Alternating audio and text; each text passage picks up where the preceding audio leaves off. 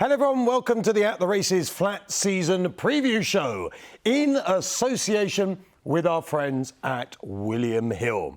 How's it going to work? We're going to have 3 sections, 3-year-old colts, 3-year-old fillies and the older horses, and you can watch all that on the At the Races YouTube page and also on attheraces.com. Now, of course, it would be a brilliant preview show if it was just me. But I have got I use the term friends in the broadest sense of the meaning. Seb Sanders, former champion jockey, here with me to preview the year ahead. And also, there he is, the man who last tipped a winner at Cheltenham in 1364. It's Kevin Blake. Blakey, great to have you with us. Looking forward to the season ahead. Yeah, big time, Matt. Actually, look, it's a great time of the year, isn't it? You know, it's a long hibernation during the winter, and it's great to see all so many good colts come out and fillies come out last weekend, and sure, it's all ahead of us, really. A couple of weeks to go until the classic start. And Seb, as a man who sits on horses for Charlie Appleby in the morning, it must be an exciting time for you, just in general terms for you. Yeah, I mean, you know, the season's kick-started. We've had the Craven meeting, and we've had the Newbury trials. And I thought Native Trail come through his trial very well, and it's good reason why he heads the market in the 2,000 Guineas. All we need to know from you by the end of the show is what you are sitting on, because without doubt it's going to be fit. It's a chair. And it's not a fit chair, slightly bendy, to be quite frank. Look, if wherever you are watching at this minute, it could be on the At the Races YouTube page, but if you haven't already subscribed to the At the Races YouTube page, do so now. If you don't, something really bad's going to happen. So really, really subscribe right now. Should we get straight into it, team? Should we get into it? Absolutely. We're going to start with the 3-year-old colts. And I think it's fair to say that our friends at William Hill would have Native Trail right at the top of the betting for the 2,000 Guineas, like the rest of their colleagues, because Native Trail, as we can see on the page now, is the 5-4 market leader for the Kipco 2,000 Guineas. Caribus, he's at 7-2, Luxembourg at 9-2, Point Lonsdale at 9, Perfect Power with Stamina to Prove at 14, and Check and Challenge, kind of new kid on the block after Newcastle at 16, with Dabari Legend in there at 16, and 20s Bar. Let's start straight with you, Seb. You work for Appleby, you see Native Trail. Clearly, he was impressive in the Craven. He was very impressive, and when you look at the opposition, Matt, he either wins or finishes second. I don't see him out the first 2. Yeah. You know, something really needs to improve a lot to beat him. The only thing I would say is he's got a lot of speed. And, you know, although you need speed to win a Guineas, that could be against him at the thick end of a strong race. OK. Kevin, that almost fills me with more confidence, because he seemed to run right to the line in the Craven. He was the first champion juvenile to run in the Craven since Tsar in 1998. He was the best 2-year-old. He's already shown he's at least a decent 3-year-old. How good would a horse have to be to beat him in the Guineas? Yeah, I think he sets a very high bar, Matt. You know, what he did in Ireland and then back in Newmarket last year were both very impressive. And, like, he's one of those horses, if you've been taking short prices about him, he can give you a small little fright. Like, he can be a little bit behind the bridle. But what has characterised his performances so far is just how strong he is in the final furlong. Like, and I think William Buick is getting to know him better all the time. Like, there was no element of panic about him in the Craven at all. I think he might have only given him one tip behind the saddle all told, but he really powered through the line that day. You know, stamina isn't in any question now. And look, I don't think Newmarket is really a perfect track for him. Like, he's a big, heavy colt. He lifts his knee very high, and you know, I don't think that the dip is really perfect for him. But he's clearly plenty effective through it. And yeah, look, he sets a very high bar. It's going to take a very nice one to beat him. So we've got to talk about Caribus, because he's a much talked up stable companion. Yeah. He's clearly talented, but at the end of the day, he's been beaten in a Group 2. He's won a Group 3, and he's taking on a horse who's already smashed up Group 1s and trained on. I mean, come on, tell us, what is the feeling at home? Which is the best of the two? Me personally, I think Caribus looks like he really quickens, whereas, Native Trail's got this lovely big long stride, and you can't, to the eye, you can't see it. Whereas Caribus, you can see his legs, physically quicken.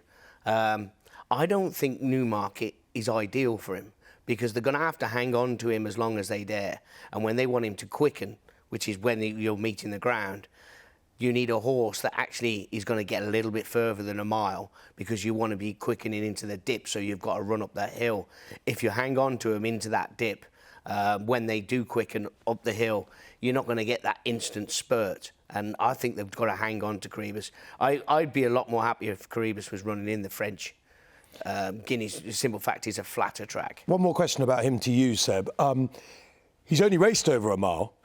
So could it just be that he's shown as a juvenile a little bit of speed against some quite slow staying types, and it's just that's exaggerated his speed? Do you see what I mean? Like, he's only gone a mile, and like most 2-year-olds who only go a mile, you kind of think they're probably going to be more stamina laden. Not many 3-year-olds who've run three times over a mile are milers, are they? They're usually mile and a quarter horses. Yeah, but plus. I mean, if you watch his races, if he was running over 7 furlongs, I think you'll get the same performance.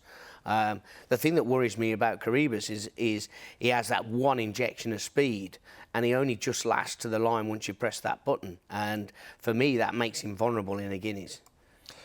Kevin, what do you make of Carobus or Caribus, depending on what you're calling Abus? Yeah, well, whatever you like. He's a very good horse, I'd say, Matt. I liked him all the way through last year. Like, look, it's a fair point you make that his level of form is way behind Native Trail, but I don't think we saw the very best of him. And like what Seb said there, like, I think this horse has kind of so much pace that he was almost a problem for William Buick, in that, like, on a second start in the Royal Lodge, like, he got there a week and a half too soon. I think he surprised William Buick in a big way in terms of how quickly he picked up, and he ended up in front over 3 furlongs out. Like, he really shouldn't have been beaten that day. It was purely just kind of inefficient use of effort that got him beat that day. And sure, look, everyone saw that, everyone knew that, William Buick first and foremost, but he went to Newmarket then, and you can be sure that it would have been in William's head from the outset, like, right, we're not going to make that mistake again, we're going to wait and wait and wait. And he waited and waited, and when he did break cover, the horse made up his ground so quick that he ended up in front too soon again. It's just this time it wasn't quite to quite the same extent, and he went and won the race very well.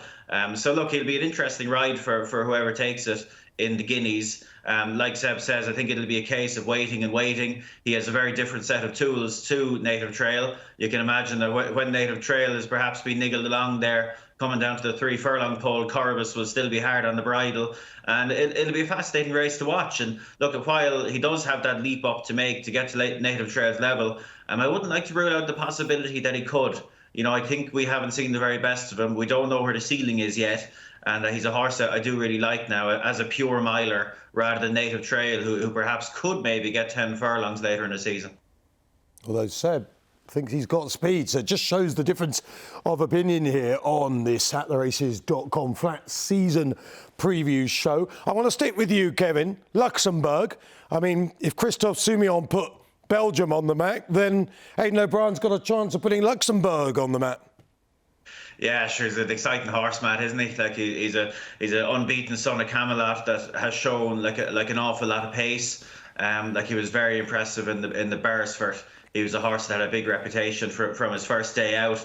And the Beresford really was an eye-opener for me now, because you think a horse with his pedigree, you're thinking of them very much as a Derby horse. And that day, like, I thought he showed an awful lot of pace. Would you believe he ran the last? Now, they went steady in Luxembourg's race, but would you believe he ran the last 3 furlongs 0.4 of a second faster than Art Power did on the same card, over 6 furlongs? Like this horse can quicken. And he went to the race, the Vertem Futurity, and I know he didn't blow everyone away, but I don't think the race really went for him, Matt. Like, he didn't get any cover that day. There was a bad enough headwind, and he was probably in front soon enough. I thought he looked a bit raw when he got to the front, and it was just one of those where he got the job done. Didn't blow anyone away, but it takes a really good horse to win ugly, and I think that's what he was doing that day. And sure, look, it's interesting that they're going for the Guineas, isn't it? Like his dad did the same thing. He barely got away with the mile in the Guineas. Won what was probably a below average Guineas and went on to be much better over further. But I did ask Aidan the question on a media morning there a few weeks ago. For comparisons between the two, and he'd feel that Luxembourg would be much better equipped for a Guineas than Camelot himself was. So he's a fascinating horse. Look, the reports are bullish, etc. So he's a very interesting one into the mix against the two Godolphin horses. Let's hope he's got a bit more speed than high definition. Anyway, that is Luxembourg. Seb, I'll ask you about him. I know he's an Irish horse, but obviously won the Vertem Futurity.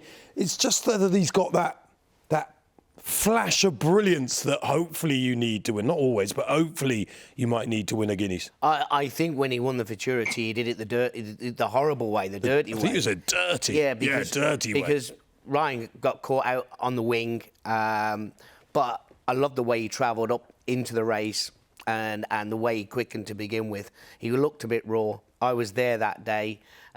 He looked very unfurnished. It'd be interesting to see him this year. He's by Camelot, but he had a lot of improvement physically to come. I could see him more being a classic. I know it's going back a few years now, but like a generous running on at the death in the Guineas, and everyone just smashing into the Derby. I just feel that the Guineas is going to need a staying type of miler rather than a speed miler, because I think it's going to be an end to end. We saw, Kevin, that Luxembourg was 5-2 favourite with our sponsors for the Derby.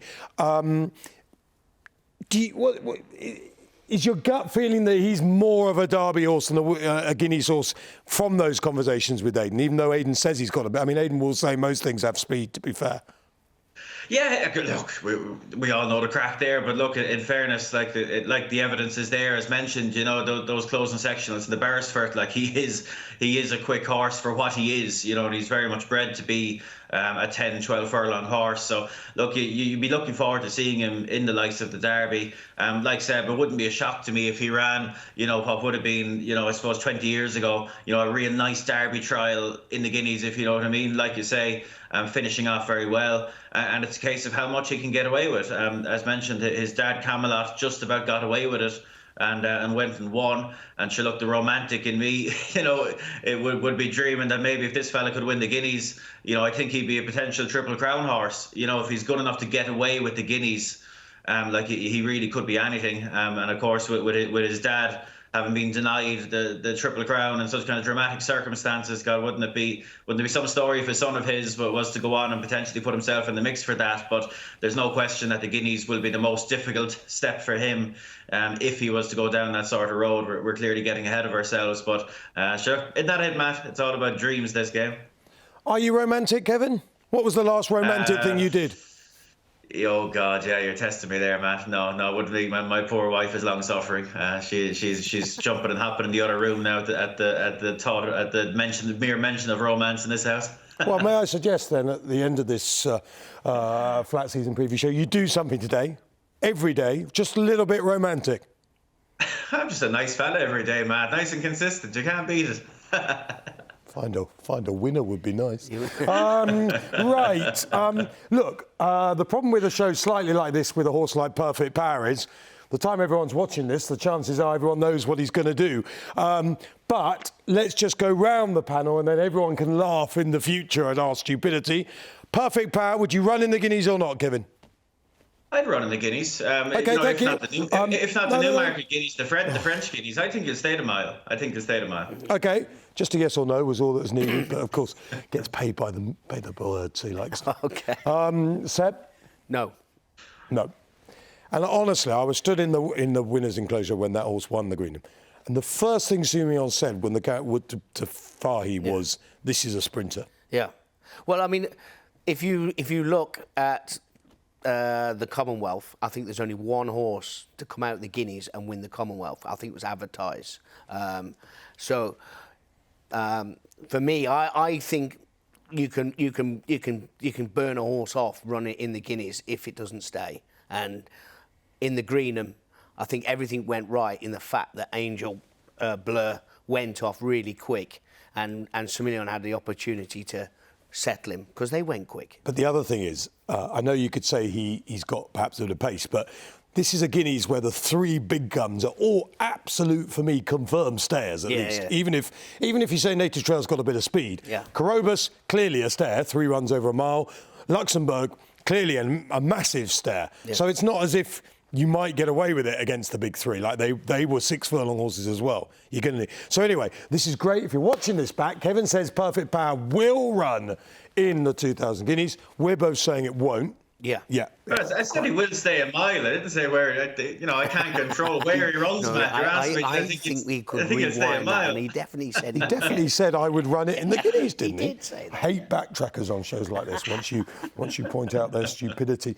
Okay, well, let's just go through. Let's get the Guineas wrapped up. Right. The winner of the 2000 Guineas is? I'm going to go with Native Trail. Obviously, Native Trail hacks up. You are bound to go for Luxembourg, aren't you? Because you're all related to the trainer. Am I? Well, you clearly are in some way. I mean, you're so reliant on him that you have to beg and scoop. But I tell you now, we better mention the match just because we did Luxembourg detail. We better mention Point Lonsdale. Okay. Because I think that funny enough, the other guys at the media morning didn't seem to take as much of it away as I did. But for me, the most interesting thing to come out of that media morning was that Aidan was like very much talking up Point Lonsdale. He'd worked with Luxembourg a couple of days before the media morning, and like he was emphasising like that there really wasn't much between them, and that Point Lonsdale had really stepped up in his work, and people didn't seem to take as much as I took away from that. And like you look back at him, and he looked like the champion 2-year-old in making for much of last season. He was beaten by Native Trail at the Curragh, but I really don't believe we saw the real Point Lonsdale that day for whatever reason. Like it took him the whole length of the straight to get by Ebro River, and there was a horse of Joseph's up their tails in fourth. That's a 9-race maiden. I just don't think that was the real Point Lonsdale. And it seems as though he's really pleasing them. Like he's a full brother to Broome. He's bred to improve with age. Like he's got plenty of size, etc. I just wouldn't be forgetting about him. And he's in probably a similar boat to Luxembourg in that he may prove to be more of a Derby horse in the fullness of time. But I just wouldn't be forgetting about him at a bigger price now. Yeah, with the real Point Lonsdale. Please stand up. Please stand up. Seb, you wanted to throw something at the Blake? Well, no, I mean, Kevin just answered that because, right. I mean, I heard that he'd ran flat when he got beat by Native Trail. The one right outside it is Angel Bleu. If it rains and they get juice in the ground... You'll go to France. He's a warrior. He'll go to France. Do you think he'll go to France? I think so. But he's a tough horse, and I just thought he ran with a lot of... with the choke out and a bit of gas at Newbury. I thought he'd improve a hell of a lot. I must just mention Usance as well. Yeah. Because he's not a mug, is he? He destroyed Takared Bay the other day. Yeah. No, he's not a mug. Charlie's got a serious bunch of 3-year-olds. Is that all? A really good bunch. Sounds like you don't. Although you like Usance, you wouldn't put him anywhere near Native Trail or Korobus, though. Native Trail is, I think, a real standout. OK. Just want to talk, Kevin, about the big Irish hopes in the 3-year-old colt division, and we'll include the Commonwealth Cup in here. Are there any other... Like, we talked about Aidan as if there isn't another trainer in Ireland. Is there anyone else out there who's got a colt that we should be taking note of? Well, as you mentioned, the Commonwealth Cup, I'd definitely mention Castle Star of Fozzie Stacks. You would have seen him a few times over in the UK last year, and he was just he was an unlucky horse in many ways. Like the Middle Park, he was second to Perfect Power, and it just didn't go for him. He was waiting for room for a long time, and then when the gap came, it was a tiny gap, and he got a whip across his nose at one point, and he was only like narrowly beaten. And he was a horse that was holding himself back a little bit earlier in the season by missing the kick quite badly at times. And I think he's a very talented horse, and he's very much bred to be a better 3-year-old for all that he showed a huge amount of 2, and he's definitely interesting in the Commonwealth Cup if he gets there. Yeah. Anything catch your eye there, Seb? I mean, if you knew Perfect Power was going straight there, he'd almost be quite a big price at Hills is 7. No, wouldn't he'd be you? half that price if they knew he was going straight there. My big worry with Perfect Power is they take their chance in the Guineas, because it takes a lot to recover, because you go to the well and back if you've got a horse that doesn't quite stay. I'm just going to go one through... thing I'd say about the Commonwealth... Sorry, Matt. One thing I'd say about the Commonwealth Cup is, while we look at the market there and it looks not quite sparse, but it looks very undeveloped. But like, they've made a good few changes to the stakes program in the UK and Ireland there since the Commonwealth Cup came in, and like, there's a couple of very specific trials for this race in the next few weeks. For real 3-year-old sprinters. So I'd say there could be a fair bit of development in that market now in the next kind of 3 or 4 weeks. Yeah, I think there is. We're going to just have a look at one or two horses that we particularly like. So, Kev, can you give me just one colt to follow? One colt to follow. Just because he's gone slightly under the radar, and like the top 4 in the Guineas market that we talked about, Matt, you can make a case for any of them. But Point Lonsdale is just slipping a bit under the radar, I think, now. I really loved him through last season, and people are going to not quite rule him out, but underestimate him, because they'll think, look, Native Trail is clearly better than him. But I do think he's better than we saw at the Curragh, so I definitely would try to put him back in people's minds if I could at all. Sanders, colt to follow. One colt who's going to destroy the season, other than Native Trail. You can't just keep booking Native Trail. I did like the way New London won at Newmarket the other day. Won like a stayer, won like a horse with plenty in the locker. Whether he'll have the speed for Epsom, we'll have to wait and see, but it could be a Ledger horse. OK, good luck with that. I've got one which is interesting compared to those two. And I suspect it's almost a horse that neither of you boys will have ever heard of, because you'd have had to been watching the Dubai Carnival very carefully to monitor this horse. Saïd bin Sarur, who is, well, at the time of recording, has only just had his first runner in the UK of 2022, and he's clearly not got the firepower of Charlie Appleby. But he has one colt who I think might just be exceptional. The horse is called Monada. He was a Shabwell horse when he was in Dubai. He might well come over here, presumably as a Godolphin horse. If you're wondering how to spell him, Monaadadah.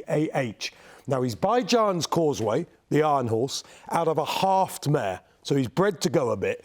He ran once at Meydan over 7 furlongs, absolutely hacked up in a field of 10, won by nearly 5 lengths. Just looked like a machine. He's entered in the Dante. He's got, at the time of speaking, 3 or 4 possibilities of making his UK debut in the next few weeks. And if Saïd has got a horse that could just at least give him something to play with against Appleby, I think it might be Monada. So I just throw him in the mix. It's always difficult with the Meydan horses to know exactly what they'll do when they come over here. But, as I say, it wasn't like a 4-runner race over a Meydan. It was a 10-runner race. The runner-up was a Sheikh Mohammed Obeid horse. Saïd also had the 3rd in the race. So there might be a bit of substance there. Difficult to know what that race is worth, but Monada, I think, might be very good. Just quickly, anti-post, Kev. Sorry, you're about to say something about my great selection. No, but I tell you, we've been discussing around the issue. We better deal with it specifically, Matt, because I think this season is just teed up so magically, really, in many ways, because we've had this, Godolphin v Coolmore thing. Like, it's been going on for over 40 years. Like, it's incredible the longevity of it, but it's arguably at its most interesting juncture for quite a while now, because we've had Ballydoyle have been dominating for the better part of 10 years. We'll call it the Galileo era. But like what Charlie Appleby did last year, like he'd 17 Group of Grade 1 winners, compared to Aidan's 18. Like, this has never been more finely poised than it is right now. And the Guineas market that we discussed, top 2 in the market, Godolphin, next 2 in the market, Ballydoyle. Like, I think that's going to be an incredible story all the way through this flat season. And Newmarket really is going to be the first big battleground of it. OK, Appleby, of course, officially the #1 trainer in the world right now. Very quickly, in a word, literally, one anti-post bet is, Kev, for the Colts? One, quickly. I'll go Castle Star in the Commonwealth Cup. Sanders? I would say Luxembourg in the Derby.